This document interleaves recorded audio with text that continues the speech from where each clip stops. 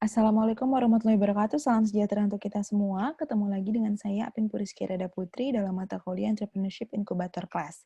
Baik, untuk pertemuan kali ini, di video kali ini, kita akan membahas mengenai analisis keuangan dan rencana anggaran biaya, ya, untuk memulai sebuah bisnis. Baik, langsung saja masuk kepada materinya. Analisis keuangan perencanaan bisnis. Oke, kalau kemarin di 2 pertemuan sebelumnya kita sudah membahas mengenai analisis untuk pasar dan pemasaran, kemudian analisis untuk sumber daya manusia. Kita sudah tahu ya pasarnya sebesar apa, siapa saja yang membutuhkan barang atau jasa yang kita akan jual ke pasaran. Kemudian kira-kira sumber daya yang dibutuhkan sebanyak apa, khususnya sumber daya manusia atau pegawainya gitu ya. Kemudian tugasnya seperti apa saja. Nah, sekarang kita bahas seberapa banyak biaya yang dibutuhkan untuk membuat usaha tersebut, berapa lama dia bisa mencapai break even point atau dia titik impasnya gitu ya. Kemudian berapa lama dia bisa mendapatkan profit gitu ya. Oke. Analisis keuangan adalah salah satu komponen yang menentukan tentang kemungkinan pembiayaan dari semua perencanaan. Ya, biasanya berupa forecasting atau peramalan. Peramalan ini berisi tentang pengeluaran-pengeluaran dan pendapatan saat bisnis berjalan. Ya, hal ini menyangkut pengembalian modal atau biasanya dikenal dengan break even point atau titik impas. Selain itu juga ada return on investment, leverage, dan lain sebagainya. Jadi yang pertama kita bisa mulai dengan perkiraan penjualan. Ya, kita biasa menggunakan Excel ya, spreadsheet. Terus kemudian kita bisa membuat proyeksi penjualan 3 tahun ke depan. Ya, kita bisa bagi-bagi ada penjualan unit, harga dikali unit, dan biaya unit. Biasanya seperti itu. Kemudian kita hitung biaya penjualannya, harga pokok produksinya untuk setiap produk atau jasanya. Ya, kemudian kita akan mengetahui perkiraan laba kotornya berapa marginnya. Kemudian baru kita tahu kapan break even point-nya dalam periode perencanaan ini. Ya, yang pertama anggaran biaya. Jadi kalau kita membahas mengenai biaya, biasanya kita harus bisa membedakan yang mana fixed cost atau biaya tetap, yang mana biaya variabel, ya, atau variable cost. Jadi yang tidak tetap. Kalau biaya fixed cost atau biaya tetap atau fixed cost itu biasanya contohnya adalah sewa, ya, sewa tempat, terus gaji karyawan gitu-gitu ya. Kemudian kalau untuk yang variabel ada iklan, promosi, dan lain sebagainya. Oke. Nah, kemudian kita juga bisa buat yang namanya cash flow. Ya, salah satu hal penting dalam persoalan kebijakan investasi adalah mengadakan estimasi dari pengeluaran uang yang akan diterima dari investasi tersebut di masa yang akan datang. Jadi ini bisa menjadi dasar penelitian untuk melihat sejauh mana sih aktivitas usaha secara akumulatif bisa mengcover dana yang diinvestasikan untuk menggerakkan kegiatan operasional perusahaan. Baru sampai operasional perusahaannya ya. Kemudian ada proyeksi pendapatan. Kita juga bisa memproyeksikan kira-kira 3 tahun ke depan proyeksi pendapatan kita seberapa besar sih dalam sebuah bisnis plan, gitu ya. Nah, di sini kita memerlukan perkiraan penjualan, proyeksi pengeluaran, dan laporan arus kas. Kemudian selanjutnya kita juga menghitung aset dan liabilitas, ya. Jadi aset ini berapa banyak barang yang dimiliki oleh perusahaan ini secara tetap gitu ya. Nilai aset perusahaan. Biasanya sih kalau ada gedung, tempat, ya itu adalah aset. Kemudian alat-alat ya gitu ya, itu adalah aset gitu.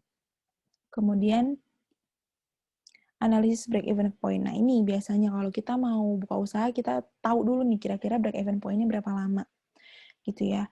Jadi kita ketika perusahaan telah melakukan penjualan ya pada tahun sebelumnya dan memiliki perhitungan biaya yang sudah teruji dalam break even point, maka kita bisa meneruskan analisis tersebut dalam bisnis plan di tahun berikutnya. Jadi kalau kita membuat analisis break even point ini, ketika kita mempunyai perencanaan untuk mendapatkan tambahan dana berupa investasi dari pihak luar perusahaan. Karena biasanya investor itu pengen tahu kira-kira investasinya ke bisnisnya ini yang kira-kira potensinya bagus apa enggak ya, cepat berkembang apa enggak ya gitu.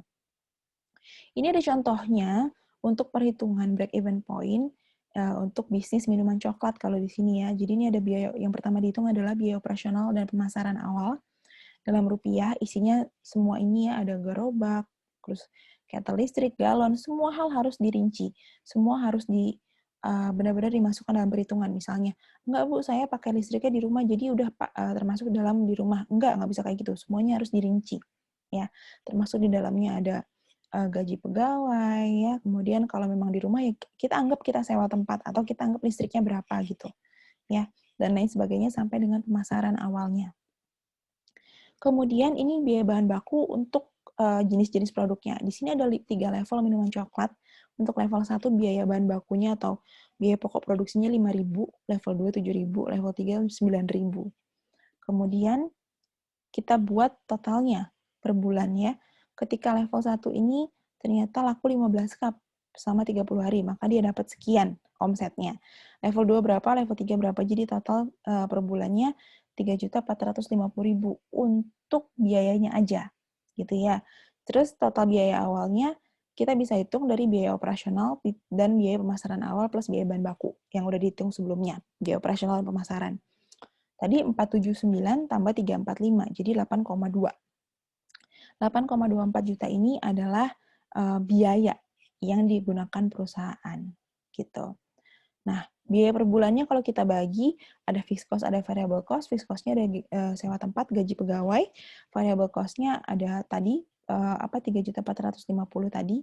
Produksi itu adalah variable cost, karena di dalamnya itu levelnya beda-beda dan memang kira-kira kita mau produksi berapa tuh beda-beda gitu ya. Jadi, biayanya totalnya adalah fixed cost tambah variable cost, 4.250.000.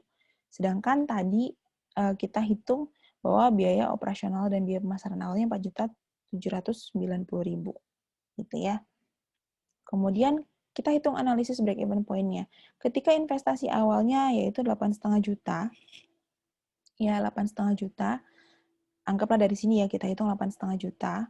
Kemudian total revenue per bulannya untuk level 1 2.250, level 2 2.100.000, level 3 1.350, jadi totalnya 5.700.000. Sedangkan tadi biayanya 3.450.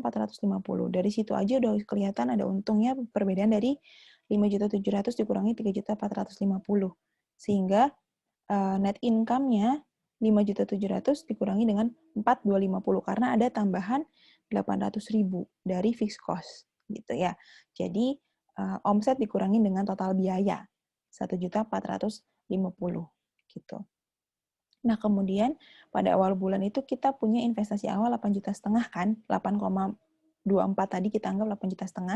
Kemudian penjualan bulan awalnya 5.700.000 yang ada di atas, sehingga di periode awal ini kita punya kekurangan ya, loss-nya, kekurangannya 2.800.000. Berarti di bulan pertama kita belum break even point nih. Gitu. Kemudian net loss periode awal itu sama dengan sisa investasi awal. Jadi BEP ini cara menghitungnya sisa investasi awal yang 2.800.000 tadi dibagi net income per bulannya yang tadi dihitung 1.450. Ya, berarti ditambah dengan 1. Jadi totalnya adalah 2,93. Berarti kita butuh waktu 2 sampai 3 bulan untuk bisa mencapai break even point atau balik modal, titik impas. Di bulan keempat baru ada profit untuk perusahaan. Gitu. Kurang lebih seperti itu. Ya, oke. Untuk analisis keuangan dan juga rencana perhitungan break even point, kurang lebih seperti itu, teman-teman. Silahkan kalau ada pertanyaan, nanti ada tugas di UBL Apps, dan juga bisa bertanya di kolom komentar maupun di grup WhatsApp. Demikian dari saya, mohon maaf kalau ada salah-salah kata. Wabillahi taufiq wa hidayah. Wassalamualaikum warahmatullahi wabarakatuh.